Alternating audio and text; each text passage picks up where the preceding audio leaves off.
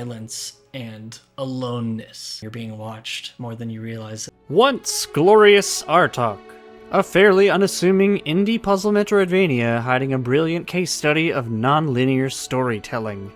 Welcome to the one-word review. The word is hidden, the review is not. You begin in the overgrown outskirts of a ruined city following a vision from your dreams. You stumble upon the Tome of Apocrypha, which appears empty until you speak secret words of power. Then you wander off into the night armed with nothing but a trusty torch that for some reason never goes out.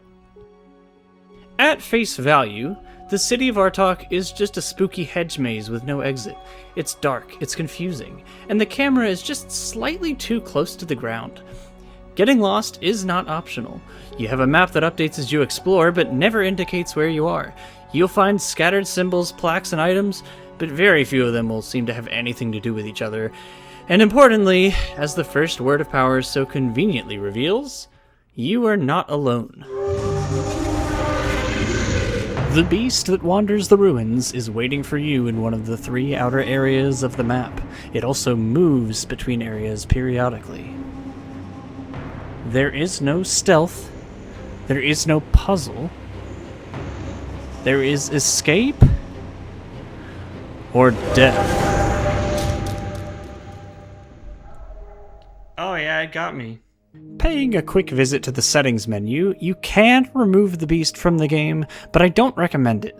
In my experience, it was more than a gimmick, and it took me a while to realize that I was thinking about it 10 times more than I was running from it. However, I can recommend turning on the hint system if you don't want to be stuck for too long at any point. It simply places spiral markers to highlight where your attention should generally be based on your progress. All hint systems for puzzle games really should be like this, conservative but effective. Oh, and there is one musical puzzle. If that gives you trouble, you may want to turn on subtitles just for a bit. And that should cover the essentials. So what makes this game more than meets the eye? Layers. Everything I've described so far has another purpose. The beast and the atmosphere itself forced me to pay as much attention to my surroundings as I could while staying in motion. In a way, my survival instinct started to kick in. I noticed small landmarks, memorized shortcuts, and felt the need to check the map actually lessen over time. I didn't stare at irrelevant details or unsolvable riddles for too long. I realized very early that I should have been taking notes.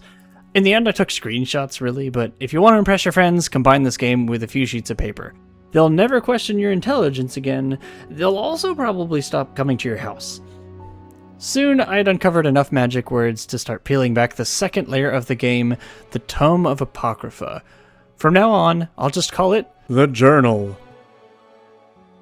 Often in this game, I felt like I was solving things in a completely random order. The trick is, the puzzles in the world of Artahk are just a front for the puzzles in the story of Artahk. The story takes advantage of the chaos you stumble through early on and makes the world coherent. And now I'm being careful about how much I say here because I love this game. The word hidden in this video is proportionate to that, if not hilariously redundant, but because I want you to play this game, I also don't want to spoil the game. So here's what I'll tell you. Not only does the Journal contain some of the most clever moments in the entire game, major interactions with it always lead you to something that completely changes how you are able to explore the ruins. Suffice to say, Artahk pulled me into a cycle of magic words, lore, riddles, and then secrets, which led to more magic words, lore, riddles, and secrets until I was so engaged and immersed that I couldn't put this game down. Of course, the Journal wouldn't be effective without good writing. Without being too direct, I can still give it plenty of compliments. Anecdotally, after reading about some dreams and visions, I found a later entry that detailed dream symbolism. This wasn't required by the game, but I had the idea to apply that symbolism to the earlier stories, and was rewarded with a sneak peek at some of the game's later secrets. Similarly, there's a heavy emphasis on the power of names. You will slowly discover the names of Artakh's many rulers, the names of the spirits, and even your own character's name will remain a secret for a long time. Because the author is so intentional about these things, when I learned an important name, I didn't always realize that I'd encountered that character before. I still had to use critical thinking to make connections, and it always felt good noticing in retrospect that 2 assumingly unrelated stories were actually about the same person or written by the same character. Meanwhile, the author experiments with various styles of writing, stream of consciousness, split personalities, and a slew of unique voices and emotions. For me, the amount of storytelling variety by itself was such a great incentive to solve more riddles. In particular, I enjoyed a short story about a sage who challenges her apprentice to keep the flowers in a pond still for an entire day. I can't be sure that my personal interpretation was the one the author intended, but regardless, the moral of the story stuck with me. Inspiration from Aesop's Fables was definitely another set of pages done right. The journal Has so much nuance and creativity, and remember that it's so spread out among the doom and gloom of the wilderness that you can't help but let each page hover in the back of your mind as you try to piece together the larger mystery. A note about the larger mystery is the last thing I'll say about this game without any major spoilers. When you finally peel back the last layer of the story, Once Glorious Artahk asks you, if not begs you, to guess the ending. In the best way possible, predicting the means of your victory or defeat is the last riddle of the game, and that makes for better closure than any unlocked door or secret word could. And to be clear, the story has some powerful forces. Extremely powerful forces. So ultimately you don't know for sure what will happen, and I was really bracing myself with this hope that I knew what was going on, the hope that I had made myself a part of that world in the way that I was supposed to. Often when I hear the word predictable, it carries disappointment, but in Artahk, a city defined by its predictions, realizing that you have the ability to see into the future, even just barely, is exciting and rewarding. Once Glorious Artahk was made by a single developer, which is kind of unbelievable given the amount of subtle quality in the game, both artistic and mechanical. The text boxes of the game change their speed to convey emotion, items tend to have more than one purpose, and even the colors of the world have hidden meanings. With all of its symbology and depth, this game scratches the same itch as Fez, Tunic, and Chants of Sonar.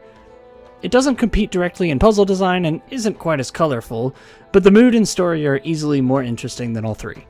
Somewhere I saw a comparison to Outer Wilds. Despite many similarities and emphasis on the narrative, I actually disagree with the equation because the games feel completely different. Be prepared for a mystical and intriguing journey rather than a dramatic and awe-inspiring one. This has been a one-word review of Once Glorious Artahk. You can buy it on Steam or the developers itch.io, which I'll leave in the description. Leave them an encouraging review if you enjoy it, because I'd love to see this dev make more games and generally do anything they want with the stories inside their head. There is so much personality buried in here, and I hope it's as immersive and absorbing for you as it was for me. Oh, look at that. What an amazing game. Oh, that's rewarding.